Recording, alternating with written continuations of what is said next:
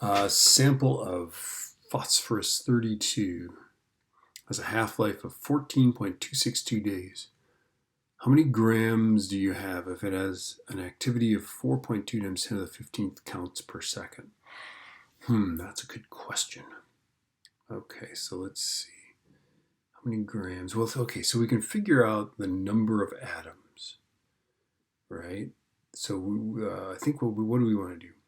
We want to figure out the decay probability, right? So we're going to go ln2 over the half-life, right?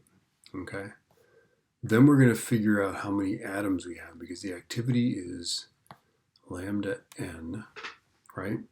So we'll know what lambda is from this. Then we'll figure out how many atoms there are. Then we'll figure out the moles. Moles is going to be n over Avogadro's number, right? And then we can figure out grams for moles. That ought to be easy. Okay. All right. So first step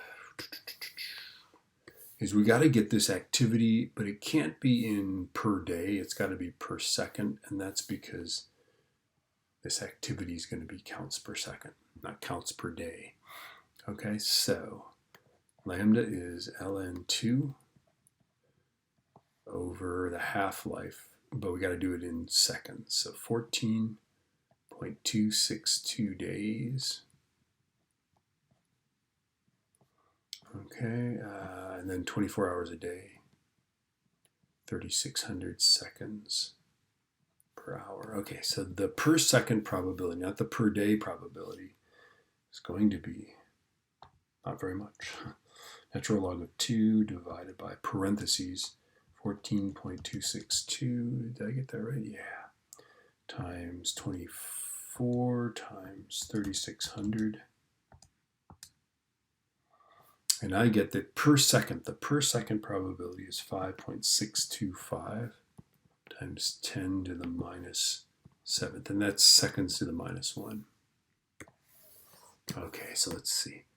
So now we can figure out n because we can go activity is lambda n.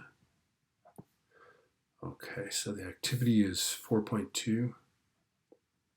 4.20 times 10 to the 15th, that's decays per second, is equal to 5.625 times 10 to the minus 7th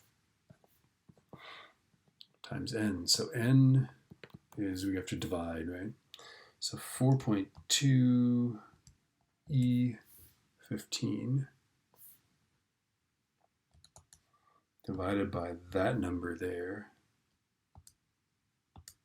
And we've got a lot of them. We've got 7.4665 times 10 to the 21st atoms, right? All right. So let's see. I'm pretty sure the number of grams is going to be this. Let's figure out moles. Let's say, okay, so moles, little n is equal to that number divided by Avogadro's number, right? So it's going to be 7.4665 times 10 to the 21st divided by 6.02 times 10 to the 23rd. So that guy divided by 6.02 to the 23rd. We have exactly 0.0124 moles. And then we're going to multiply by grams per mole, right? 31.974.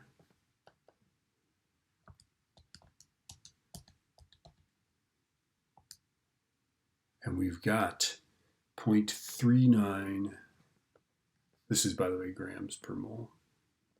This is moles. 0.39657 roughly grams. Ta-da.